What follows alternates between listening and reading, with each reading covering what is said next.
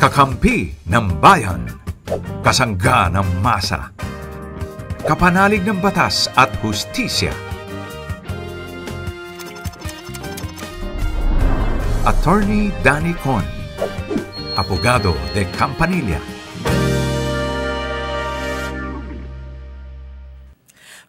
Magandang gabi po sa lahat ng ating mga nakikinig at nanonood. Nakikinig, alam mo ba bakit, Attorney PG? Bakit? Kasi minsan, nagdo-drive. Pag nagdo-drive sila, naka-on lang yung kanilang mga FB, ganyan. Tapos nakikinig lang. As long as nakikinig lang sila sa audio, ha? Yes. Huwag sa telepono. Oo, wag nang tumingin, di ba? Pero, meron din tayong Signal 101 ng mga televiewers natin at syempre sa ating Facebook Live na gusto tayong makita. Muli, ako po inyong Mare ng Bayan, Mare Yao. At ako naman, si Attorney PG, ang nagre-replace pansamantala Yan. kay Attorney Danny Con. Tuturuan na natin si Attorney PG yung pansamantalang humahalili. Pansamantalang Humahalili. Ay, ang lalim, ha? Ang hugot natin, lalim, ha? So anyway, sabi nga natin, equal na kasing galing din ni Attorney Danny Concepcion. I don't want to say that. Mas Hindi magaling ba? yun sa akin. Mas magaling ba yun? Oo, Ay, professor kasi eh. Oo naman. Eh, yung kasi batikan eh. O talaga, matagal ng abogado. At saka teacher ko yun. Ah, really? Professor ko. Hayaan mo, batik-batik ka rin. Ganon kasi sabi ni Attorney Danny. Parang pinanganak na aso yung batik. Ganon sabi sa atin ni Attorney Danny Concepcion. Kaya daw tinawag na batikan. Kasi yung mga spiders daw na batikan, yun ang matitinik. Sabi yung pag sa posporo. Yes, yun daw matitinik. Kaya tinawag na batikan. Hindi na alam ng mga bata ngayon yung... Hindi na. Pag mag-aano Oo, ka. kaya mamaya, hahanapin ko yung batik mo. Wag na.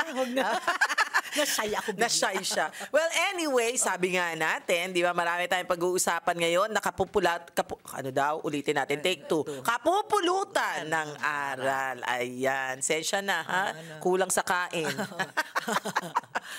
Okay, so eto na. So, attorney, ano mga dapat na tawagan na numero? Ito na. Para sa mga Globe users, you can gamitin ito, 0954-310-0331. Sa Smart naman, 0961-770-8807. Oh, yan. There you have it, ha? At hindi nyo na kailangan i-memorize yan kasi... nagpa-flash ata sa ilalim. Yan. Bakit? Kasi alam namin na meron kayong gustong itanong. We can feel you. Tsaka wala na nag-memorize ng cellphone numbers ngayon. Kahit yan dati, numeric ko, hindi ko ma-memorize. Dati naman nung unang labas ng cellphone, memorize mo. Pero ngayon, hindi na. Kahit sa sarili ko maarin. Really? Bakit? Kasi hindi mo naman kasi tinatawagan yung sarili mo. Bagay. Pero hindi ako may tumihingi. O kaya nga, hindi. Kung wala nga humihingi, hindi ko rin siya ma-memorize. I'm so lonely, walang humihingi. Hindi nyo naman ang number Na-relate, di ba? Well, anyway, eto na. Are you ready? Ready. Oh, ready na si Attorney PG. Eto na ang ating first question. Okay. Oo. Ready na ba mga buzzers? Joke lang. Ito na. Si Rhea, 32 years old ng San Mateo, Rizal. Hello po. Hingi lang po sana ako ng legal advice. Naisanla ko po ang land title namin na nakapangalan sa amin ng asawa ko. Kasi conjugal property. Okay. Pumayag naman ako. Pumayag naman po ang pinagsanlaan ko kahit hindi alam o hindi nagbigay ng pahintulot ang asawa ko. Pinahiram po ako ng 480,000 at ang interest ay 48,000 kada buwan. Ay, ang taas ng interest niya. 10%? 10% monthly. Masahol pa siya dun sa mga kakilala nating nakamotor. Let us be politically correct. No? Correct. Oo, di ba? Ano po ibig mo sabihin? Oo. Sa ngayon, hirap na po akong magbayad ng interest at nag-aalala ako kung maari ba nilang maangkin ang lupa namin dahil hindi ko kayang ituloy ang bayad. Pwede po ba nilang kunin ang lupa kahit wala pong pirma o consent ng asawa ko?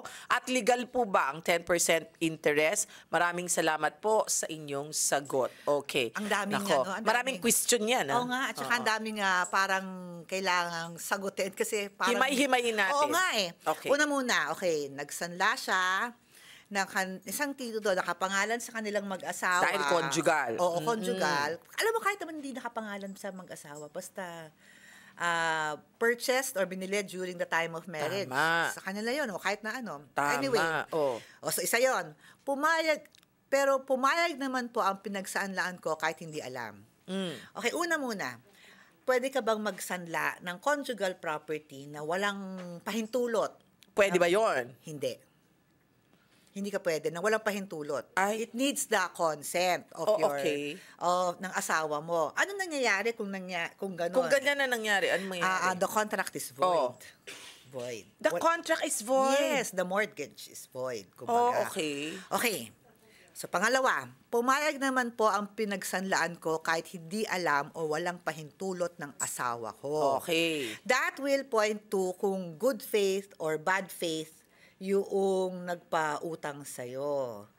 So, Okay. that will matter later on, I think, sa pagsagot ko nito. Good faith is, kung good faith, hindi niya alam na Pumayag eh. kaya nga, so, ibig Oh. sabihin, bad faith. Alam O, niya. Alam niya. Alam niya.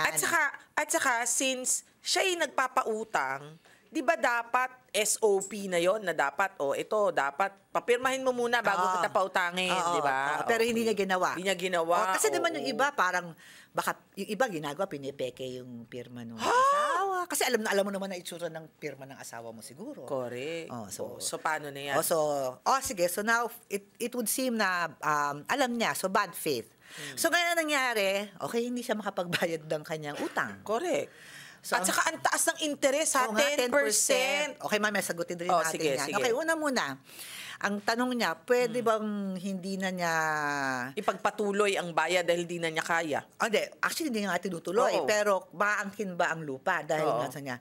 Dahil nga sa wala yung consent ng asawa niya, hindi pwede yung pagsanla. Okay. Pero hindi ibig sabihin na wala siyang utang. Correct. 'Di ba? Dahil na umutang kayo. Ang mangyayari lang diyan is that hindi nila ma-enforce yung sanla na parang pampamalit sa utang ay Okay. iilitin ang yung yan na talaga Hindi pwede yung mismong lupa ang pamalit sa utang ang mo. pag-ilit, di ba? Okay. Yung iniilit. Pag-mortgage. Oo. Tama, foreclosure pag-ilit. is Foreclosure. ilit. Yeah. Oo. Pero, so yun, pwede ba nilang kunin ng lupa kahit wala pong pirma or consent ng asawa? Sagot doon, hindi. Hindi. Pero hindi ibig sabihin na hindi ka magbabayad ng utang mo. Okay. So it's just converted into a regular loan. Okay. Diba? Na you have to pay. So it's a civil obligation to Ngayon. pay back. Ngayon, legal ba ang 10% monthly interest? Yes, Yes, ako. oo. Wala na usury loss ngayon eh. So, Ay, ganyan.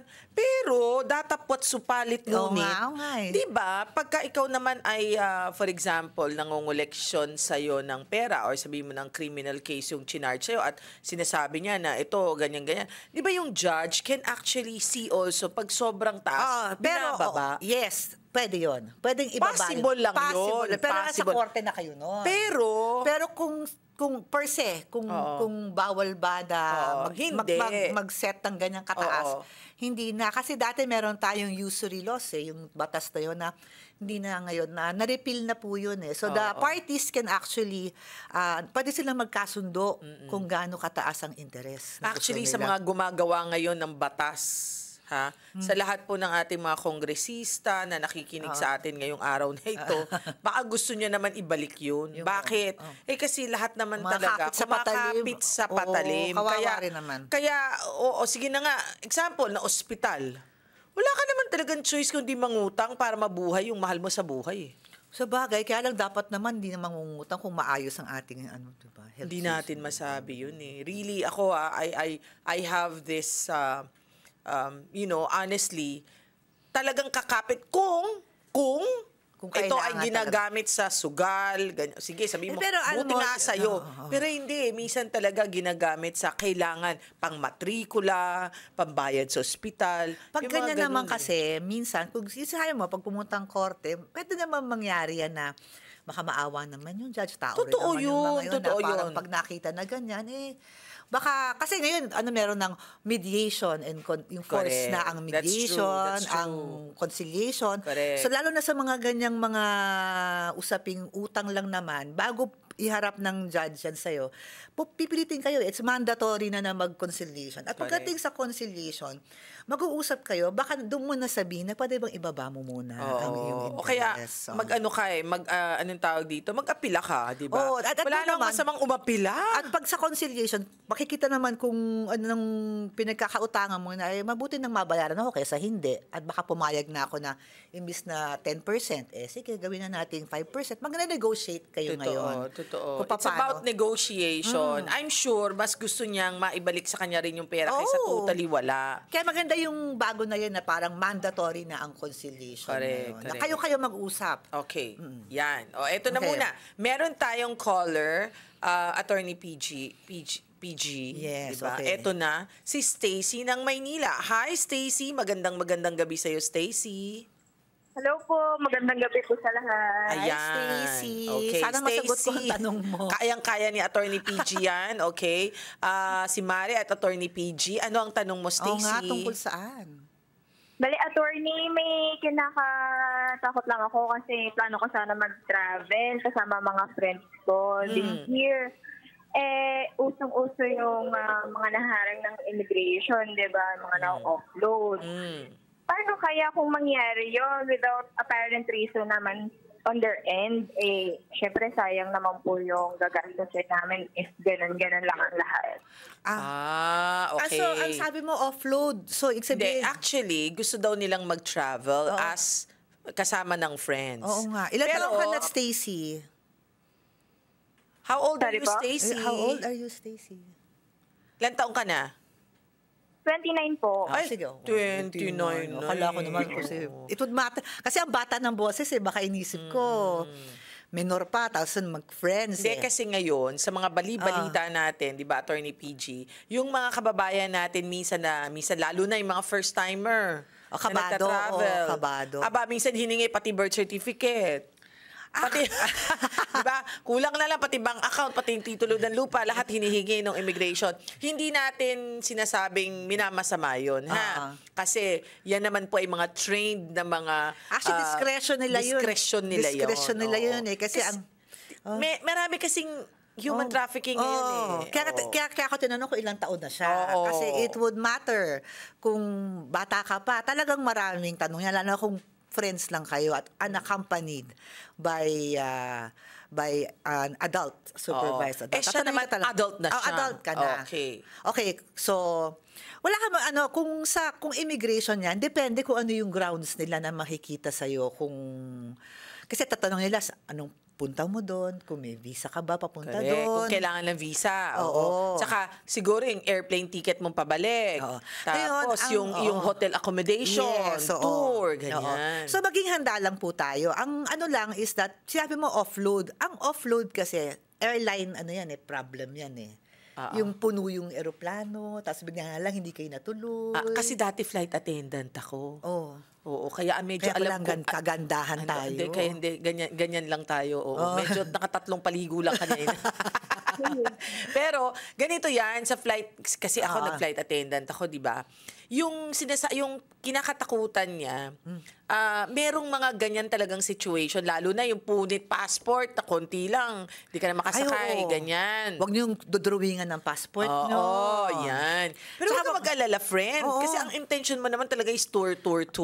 At kung kasama mo friends, I'm sure magkakasama kayo, you don't have to panic, basta truthful ka lang. Huwag kang kabahan. Tsaka ngayon kasi, nung unang panahon, lahat naman kasi computerized na halos eh. So parang kung okay ka naman, there is no reason for immigration na pigilan ng ligaya nyo at makapag-travel naman kayo. Tama. Pero pag na-offload kayo ng eroplano for one reason or another, na-cancel yung flight, meron namang yung rights of a passenger sa airline. Yan. Pero bago pa, kasi kung pasakay pa lang siya, hindi siya ma-offload kasi hindi niya makakapasok. Sa bagay. Hindi na siya makakapasok. Saan ang biyahe nyo? Sana all. Dito lang parang gusto Saan raw? Sa Cebu. Hindi, joke lang. Immigration sa Cebu. Saan ang travel mo, Stacy? Ano po? Saan pa ang travel? Saan pupunta? Sorry po, medyo. Sorry, ulit. Saang bansa mo gustong pumunta? Sa Thailand po. Balak niya sa Thailand. Pag may pasalubong ka sa amin, sigurado makakaalis ka. Oo nga. Joke lang. Hindi, alam mo, ang ano kasi, hindi yung papunta, yung pabalik, ang mag-iingat ka. Kasi kung Thailand, doon, legal lang Alin? ang marijuana, legal sa Thailand. Naku, huwag ka magdadala. Huwag kang mag-uuwi nun, ha? Delikado yan, Baka ha? yun ang hindi ka makauwi. Uy, ito nga, tama ka dyan, attorney. Oo. Merong kasing mga candies, merong mga binibili kang Oo. pasalubong na minsan may nakasulat na merong kasamang marijuana. Pag may Baka drawing yun na pagpasok parang mo. nung halaman na yun, huwag mo nang isipin pasalubong yun. Iwan mo na lang doon. Oo, yan lang ha. So ngayon, pinaproblema ka na namin na papunta, may problema ka pa pabalik. Kasi nga Thailand di ba? Ay, akala ko po pwede magdala Nagdala ng ano? Nag-ano? Ano dadalhin? pasalubong po. Pwede ka magdala ng pasalubong. Okay. From here to there, pwede ka rin magdala ng pasalubong mula Pilipinas kung meron ka imi-meet sa wag lang fresh fruits. Basta kung anong bawal doon, bawal, huwag mong dalhin. Yan. Tanungin Dito, mo wag ka muna. mag-uwi nung legal sa kanila na. Correct. Bawal yun. Kasi legal sa kanila ang marijuana, pati sa pagkain, minsan hinahalo. Pero dito sa atin, hindi legal. Hindi. So, pag magpapasalubong ka, galing Thailand ng mga pagkain, check-in mo. Yun ang sinasabi ni Attorney. Gets? Galing lang ako ng Bangkok a few months ago. Kahit sa mga convenience stores nila, meron silang mga tubig infused with. I know. Di ba? Ayoko maging judgmental. Pero, parang hindi ko siya masyadong bet. Di ba? Kasi anyone can buy. Yeah, Anyone, which is, anyone. anyway. So, Have Stacey, fun. have fun. Enjoy ka lang. Basta dalin mo lang yung mga necessary documents para ipakita na talagang uuwi At saka ka I at suggest, turista ka. you go to the website of the immigration and even Correct. And meron doon mga listahan ng mga hindi mo dapat i-impake at hindi mo dapat ano ang nararapat para sa check-in at ano ang bawal na dala mo hand carry. Listahan 'yon. So memorize at pag nag-iimpake ka na going, siguraduhin mong you comply with what is said in that like for example, 'di ba bawal sa hand carry mo ang more than 100 Power bank. Yan. or 100 milliliters of any liquid. Yan. Bawal yan. Okay. Kukunin nila sa'yo yun, yung pabango mo, kung meron kang pabangong gustong-gusto mo. Tapos 150 ml pala yun. Goodbye pabango. Correct. Okay, sige. At dahil dyan may lamok. Ayan, Pinatay ko na yung lamok. Sige. Okay, patay siya. Okay. Murderer. Thank you. Thank you, Stacey. May tatanong ka pa, Stacey? Oo nga. Baka gusto mong tanongin kung wala ano na. gusto namin pasalubong. Sampalok na maanghang. Ay, masarap ang okay, sampalok eto nila. na. Aldrin ng Bulacan. Meron Okay, pa. 25 years old. Good afternoon po. Patulong lang po sana kung may naka-experience na ng ganitong sitwasyon. Mahigit 1 buwan na po mula nang matapos ang kontrata ko, pero hanggang ngayon, hindi pa rin po naibibigay ang last pay ko. Paulit-ulit po akong nagme-message sa finance manager at admin, pero sin lang po ako ng sin sa kanila. At Okay, hindi sin po ako zoned. nire-replyan. Kaninang umaga po, nag-email na ako sa DOLE at after siguro ng 1 oras, nag-reply ang admin na kung pwede ko na raw kunin bukas As ang at quit claim form ko. Pero kailangan ko raw muna itong ipanotaryo bago ko makuha ang last Medyo pay demanding ko. ang boss nila. Tanong ko lang, ako po ba talaga ang dapat na magpanotaryo ng quit claim? Ngayon ko lang kasi narinig na ang empleyado pa ang kailangan magpanotaryo bago makuha ang last pay. Maraming salamat po sa sagot. Anyway, ito nakakaloka. Nung nagpadole siya, tsaka natakot. Oo Ano nga. ba ne? Hindi, actually, okay. Okay, unang muna dun sa parang 1 buwan na, no? Sa akin, medyo normal yan na yung last pay mo. Okay.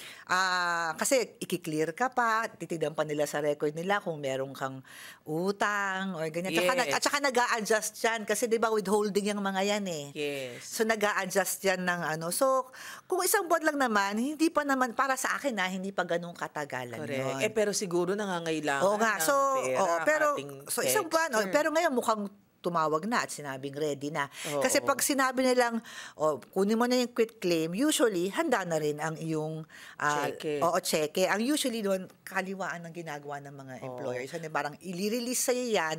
Pero ang Mag-sign ka muna. Quit claim, ang quit claim is wala ka nang habol sa amin na kasi nabayaran ka na Tapos namin. ka na ha, bayad ka na. So, ang advice ko una is that bago mo pirmahan yung quit claim na yan, siguraduhin mo nga wala ka ng habol sa employer mo, especially as to yung sweldo, kung tama ba yung nakuha mo. Kasi once you sign it, wala nang refiling. At saka Tapos mahihirapan ka. Hindi naman Oo. usually, pag nagreklamo ka naman sa NLRC or sa DOLE, pag ganyan, kahit na may quit claim ka, minsan, hindi, medyo aanuhin naman nila yan. Isasantabi nila yan kung talagang meron ka pang habol. Pero mas mahihirapan lang ka lang. Dahil nga, sabi mo, wala na eh. Tas, yung Huwag mo pahirapan ang sarili mo, friend. Huwag mo nang pahirapan. Pangalawa, is it required na ikaw pa magpanotaryo? Hindi. Simpleng sagot, hindi. Sabi mo, di kayo magpanotaryo. Konti na lang yung sahod ko eh. Oo, totoo yan. Maliit na nga lang sahod. Magkano? Baka mamaya, di ba notaryo, magkano? 200 pesos na lang ata ngayon. Pag ganyan na yung quit claim, 250 lang yan eh. O, di Pesos. sabihin mo kayo na magbayad. Oo, di ba? Pwede naman. Wag na. Sige. Hindi required. Okay. Sige, thank you. O, ito naman, si Maris, 28 years old ng Las Piñas. Hello po. Hingi lang po sana kami ng legal advice. Nakabili po kami ng property noong 2022.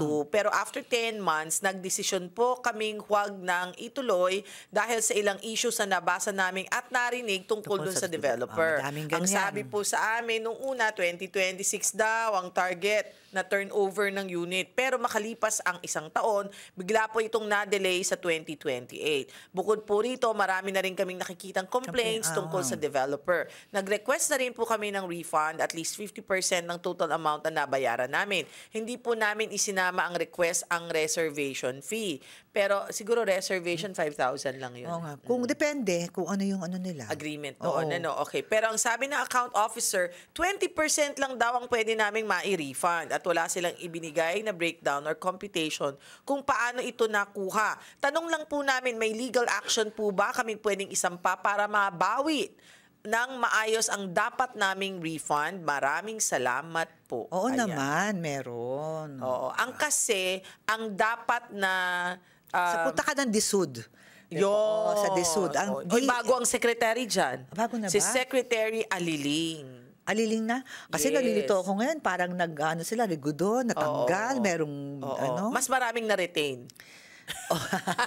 Hindi ko alam, lahat sila pinag-resign, pero dahil pa lang nag-retain. Oo. Anyway, okay, sa DSUD. Ano ang DSUD? Department of Human Settlement and Urban Development. Ayan. Bago yan, kasi dati maraming mga ahensya about, di ba, HLURB, meron Correct. ganyan. Pinagsama-sama na ngayon sila kasi ginawa na silang department. Correct. Na meron ng secretary. Cabinet level na yan. Correct. So, meron silang mekanismo para dyan. Unang-una, ang pagkakaalam ko, wala na ngayon yung total forfeiture. Kailangan talaga magre-refund sila kung ano yung naibayad nyo. Lalo na kung ang reason ng hindi sila yung pagtigil ay may basehan naman. Kasi kung na-delay ka ng 1 year, bakit ka madidelay kasi ng Kasi 1 failure year? to deliver title. Yes. Kasi usually, kunyari, pre-selling, di ba? Tapos nun, meron silang sinabing, at a certain date, tapos na tong ating development. Correct. Hindi ka nakapag-comply. Pag hindi nakapag-comply Oo. yan, ay wala silang choice kundi isoli ang iyong pera. Buo. Correct. Nasa batas po yun. So parang any complaints against any developer, tapos yung ganyan, yung mga sinasabi mo, you file a complaint sa DSUD. Department, sa yan, circle lang yan. Sa circle lang yan. Ang sa akin, hindi siguro magiging valid yung complain mo kung sinabi mong marami lang nagko-complain. No, pero kung Oo. sa'yo mismo, meron kang naranasan, no? Yes. Kasi parang, ano yun, gaya-gaya, friend? Oo, kung okay naman, di ba?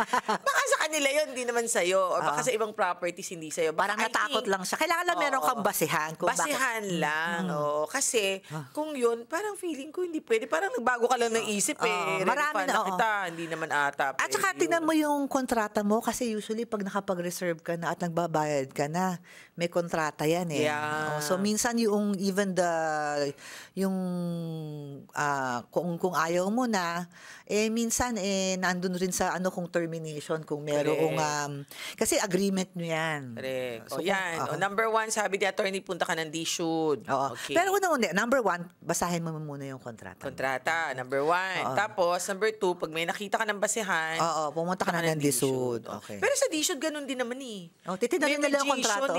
May mediation kayo, mag-uusap kayo. Usap-usap din. Ang ganda ng mediation talaga, natutuwa ako doon. Totoo yan. At least, less the hassle. Oo. Tsaka kasi minsan, kunyari kung, hindi naman sa ako abogado, pero kung yung dalawang tao na walang abogado nag-usap, minsan nare-resolve nila, sila na lang eh. Sinabi rin ni Atty. Danny Concepcion yan. Oo. Para minsan panggulo pa kami. Guidance lang ng mga abogado a lot of times, di ba? Okay, sige. Ito naman si Criselda ng Antique, 32 years old. Is kulam? Uy, kulam, sumpa. Kasi Antique. Ayoko maging Is kulam, sumpa, or hiwit? Anong hiwit? Anong hiwit? Yun na nga, hindi ko alam. Hiwit. Anong hiwit? Sino nakakaalam? What is hiwit? At dahil dyan, kami ay may tulong ni Gaugel. Hiwit. Ang sabi ni Haywit, ay ganun rin, kulam rin. Charm or spell. Spell. Pero hiligay nun.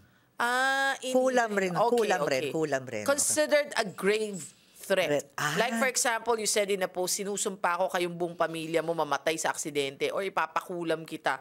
I just wanna know, kasi yung pamilya namin, pinagbabantaan dito sa probinsya at natatakot po kami. So is that a grave threat? Okay. Can we pull up grave threats sa revised penal code? Ayan, kasi, pull up mo yan. Grave threats sa revised yan? Kasi ako, penal code. Para lang ang grave threats kasi, okay, ang elements niyan, pinagbantaan ka na may gagawin sa'yo that will constitute a crime if it actually does happen and if it is possible to happen. So, kasi a person is guilty of grave threats if they are threatening another with the infliction of a crime upon their person, honor, or property, or that of their family, kahit kapamilya mo, kahit hindi ikaw. Kunyari, papatayin ko anak mo. The grave threat nga. Yun. Okay, the penalty. Ngayon, una muna, pag sinureten ka ba ng kulam, di ba? Is that actually a crime? Na yung mangyayari ba talaga yun? Ngayon ang magandang tanong dyan, naniniwala ba tayo sa kulam, sa hiwit, o sa ano yung isa? Sumpa. Sa sumpa. I think Filipinos per se, as in buong Pilipinas, I mean, hindi buong Pilipinas, kundi there are, because ano yan folklore, di ba? Parang, alam mo yung, pero kunyari, pamahiin. So is it a crime na Is it a crime? Is it a crime na susumpa ka na pwede ba talagang mangyari na pag sinumpa mo lang ang tao? Sa dami ng pelikulang napanood ng mga Pilipino. Naniniwala na. Hindi yun na nga, pero kunyari, sabihin ko na, sinusumpa kita. Pero ang gumawa talaga nung krimen is someone else. Does it mean that siya yung may kasalanan nun? Well, ako kasi Christian ako so I don't really believe in those because I know that's I'm protected. a good thing kasi if you don't believe, kasi kasama yun sa grave threats. Na, is it a crime? A possibility of it being a crime. So kung yung tao, alam niya na possible na mangyari sa kanya yon. So naniniwala siya. Naniniwala Is belief enough? I don't think it is. Ngayon, hindi siya grave threat. For me, pwede ko ilaban na hindi yan grave threat. Pero, hindi ibig sabihin na walang walang kasalanan. Oo. So, at saka take note, nasa social media, ha? Oo. So, pinost niya pinost. Exactly. So, pwedeng iba, not necessarily grave threat, but pwedeng unjust vexation, inaasar sila, or harassment, pwedeng gano'n. Pero parang, ang ano yun, magkaiba yun. Mas malalim ang grave threat mas malaking crime ang grave Ang problema ko lang dito kung grave threat talaga siya, kung ang threat ay kulam at sumpa. Kasi, is it really a crime? Nangyayari ba talaga na pag ikay kinulam, talaga mangyayari yun? At saka tama ka sa sinabi mo na ibang taong gumagawa. Most probably. Not necessarily sa kanya. Isisisi mo dun sa sinabi. Pero, what if may nangyari nga sa kanya na hindi mo ma-explain? Pwede siguro yan Great. Kasi nga, di ba, it is threatening someone that will constitute a crime. At saka harmful. When I say harmful, it can cause you to die. Pero kasi ang sabi niya, mamatay ka sa aksidente. Kung aksidente yun, hindi yun crime. Okay. Diba? Kasi So yung sumpa, the word sumpa, doon siya nagkakaroon ng problema. Oo, kasi diba, ang sabi, sinusumpa ko kayong buong pamilya mo, mamamatay sa aksidente. Hindi ko kayong papatayin ko kayo. Mamamatay kayo sa aksidente. So merong thin line. May thin line. Dahil ang sinusumpa niya is not to constitute a crime. There will be an accident. An accident is not a crime. Okay. So talagang merong may thin line. Oo, Depende sa tumitingin na prosecutor. Bakit ba kayo nag-away? Ang gusto ko na lang malaman. Siguro Baka naman pwede nating mapag-usapan yan ng paupo. Magbati na lang kayo para hindi na lang kayo nagsasabihan na magkukulaman kayo. Oo. At saka hindi, yung nagsabi man ng ganyan, I think you should also learn how to be, how to know how to forgive. And kasi when you say utter things like that, that's very sinful also. Exactly. Very, very sinful. So, again, I always believe that whenever, pag may tinuro kang isa, ilang daliri yung nakaturo sa'yo. So, ang problema nga ito, kung ganyan, dahil nga it's not threatening a crime kasi ang threat is an accident. So, yun ang kaya kasi sinasabing, is it really a grave threat? Kasi ang threat ay accident. Ang solusyon dyan is hindi legal. Ang solusyon dyan is siguro nga, punta kayo sa pari nyo, kung sino man na elder, magkabati na kayo. Kasi masama rin yung nagsusumpa. Although, again, sinabi mo kanina, may choice siya either vexation or harassment. Harassment. Okay? Good luck sa'yo, Good luck. Magbati na lang kayo. Oo nga. Tama na away-away. Anyway, na. maraming salamat sa lahat ng mga nakinig at nanood po sa atin ngayong araw na ito. Very interesting yun ang mga questions ngayon. Oo nga. Kulang. Oo, kakaiba. Kakaiba siya ngayon. Marami sana kayong natutunan sa amin at sana ay peace, peace, peace. Love, love, love, love. Huwag kayong magkukulang. Hanggang sa muli po, ako inyong Mare ng Bayan, Mare Yao. At ako yung abogado de Campanilla, si Attorney PG. Hanggang sa muli po, kami po ay magbabalik sa, hindi natin alam kung darating na si Attorney Danny ko, sana diba? dumating na siya. Pero okay lang. Gusto pa rin naming makasama ka. Na-flatter naman ako doon. Okay, thank you everyone. Bye-bye.